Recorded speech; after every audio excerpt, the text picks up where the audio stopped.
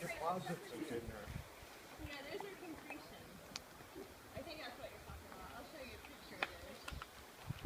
One cut out there. Yeah. So, I think, we'll wait for Dan. Yeah, this is the shale. Yeah, this is a mix between shale, Berea sandstone, which is the rainbow-colored sandstone, and that's in my other bag. And then it's a Bedford shale. So the Bedford shale is a little less dark. It's not as dark as the Ohio shale. And I think, okay. So the Ohio shale is what this is mainly formed of, and it crops out at about 286 feet. So the entire mountain is 550 feet. And the Ohio shale is pretty well known. It's one of the most common in Ohio, and it's just dark black shale. So you'll see that a lot.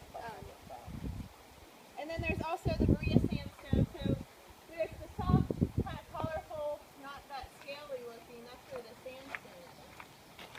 And then there's the other Bedford shale that's a little, the lighter colors.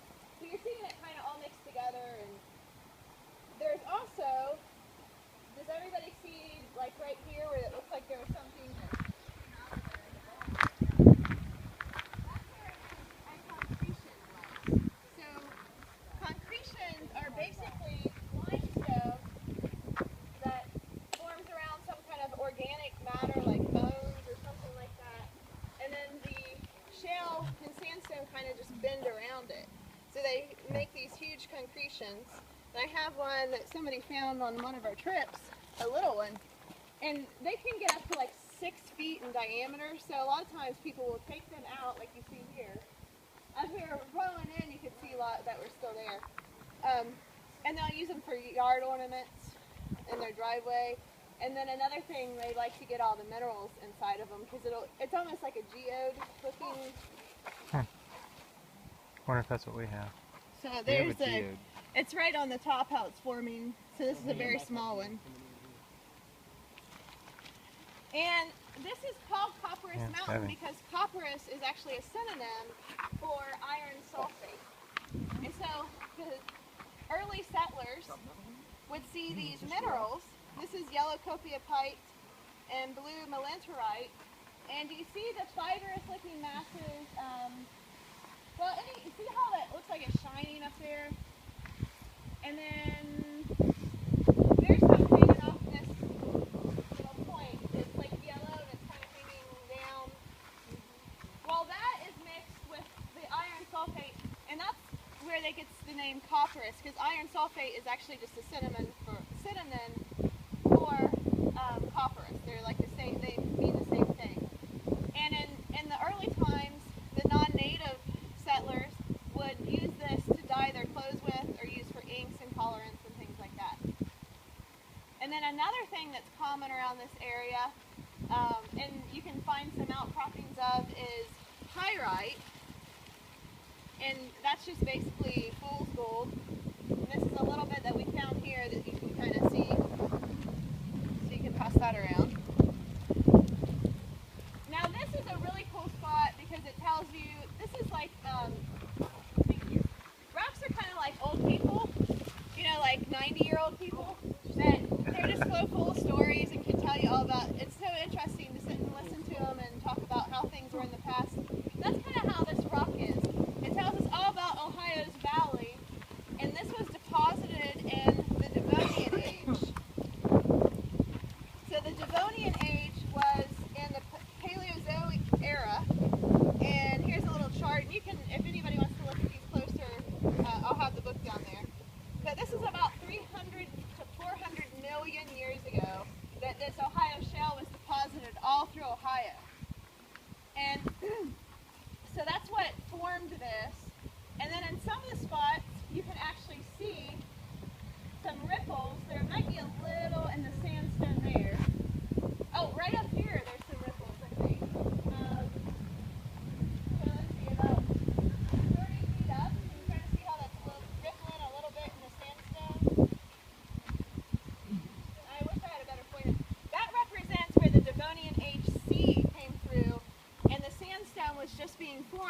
was leaving those ripple marks.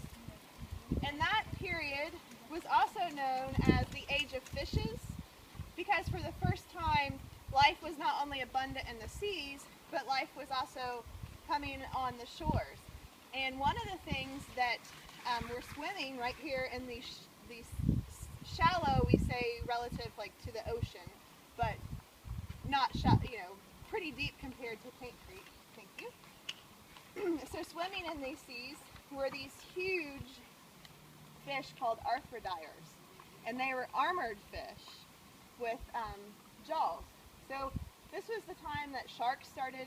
You started seeing sharks, fish with rays, things like that. This guy was the beast of the arthrodires, and his name was Dunkleosteus, and he was up to 33 feet long. So he was huge, and his bite force was 80,000 pounds per square inch. Wow. So this guy was massive, crazy. And he was swimming right here in these, you know, when Ohio was probably what? I don't know, not even thought of. So another thing that was found in the Devonian age, along with when this shale and this cliff was being formed, was the pyrite, and this is a fossilized brachiopod, which is a mollusk, like the mussels that you'll see now, but it's a marine mollusk. So they still have them in the ocean floors, but at this time you could find them in these areas in the sea. So it was fossilized in the pyrite. And then this is an example of some of the plant life that was really starting to develop.